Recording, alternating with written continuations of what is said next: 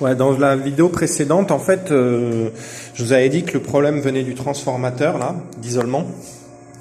Mais en fait, parce que j'avais mesuré au secondaire 260 volts, et en fait, c'est normal, c'est parce que à vide, quand la machine tourne pas, c'est tout à fait normal qu'on est au primaire plus qu'on est au secondaire plus qu'au primaire. Mais en charge, ça se rééquilibre en fait. On retomberait aux alentours de 230 au primaire et 230 au secondaire. Donc voilà, il y a une notion de transformateur à vide et en fonctionnement qui fait que les tensions sont pas les mêmes au secondaire lorsque c'est à vide et lorsque c'est en fonctionnement. Donc quand la chaudière tournera, on aura au secondaire 230 environ. J'ai mesuré, donc toujours pareil, on n'a pas de défaut d'isolement sur le secondaire. Par contre, on en a un au primaire. J'ai fait un allumage à blanc. Donc mise à feu à blanc. Donc vous ouvrez la vanne ici, là. La vanne gaz qui est là. Je l'ai ouverte et je l'ai refermée. Bon là, elle se met plus en défaut en fait. Donc le problème, il venait d'un autre problème, mais en faisant une mise à feu à blanc, donc vanne fermée, j'ai vu que la flamme était bien, elle était de la bonne longueur. En tout cas, la sonde de ionisation était, ça a atteint la sonde de ionisation, donc on n'est pas trop mal. J'ai mis un boîtier de contrôle tout neuf. J'ai relié la masse du bloc gaz à la masse du bornier ici. Et j'ai redémonté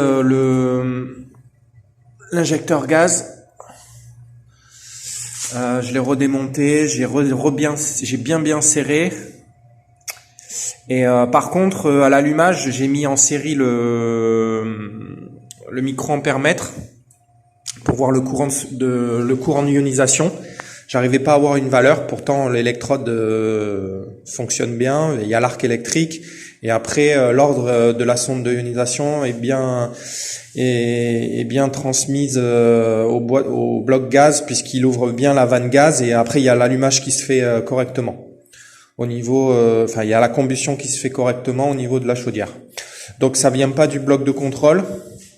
Ça vient pas du boîtier de contrôle, ça vient pas de la sonde de ionisation, malgré que j'arrive pas à avoir de courant sur mon microampèremètre. Alors est-ce que c'est mon microampèrmètre qui déconne? Je ne sais pas. En tout cas, elle se met plus en défaut depuis 2 jours. Voilà, en ayant relié la masse du bloc gaz à la masse du bornier et en ayant tout redémonté au niveau de la veilleuse, j'ai tout resserré.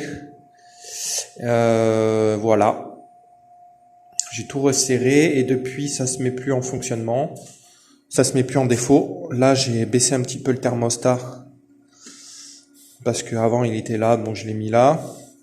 J'ai contrôlé aussi la sonde de température, le chauffage, donc on a des bonnes valeurs au niveau des ohms, la résistance ohmique. Et faudrait que je démonte le bloc gaz et que je mesure la résistance sur chaque bobine en fait.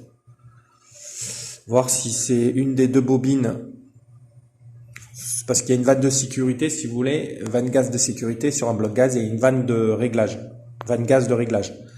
Voir s'il y en a une des 2 qui est abîmée, qui est HS, ce qui expliquerait qu'elle se met en défaut de temps en temps. Mais a priori, là, depuis 2 jours, elle se met plus en défaut, donc le problème sur cette chaudière est résolu. Voilà.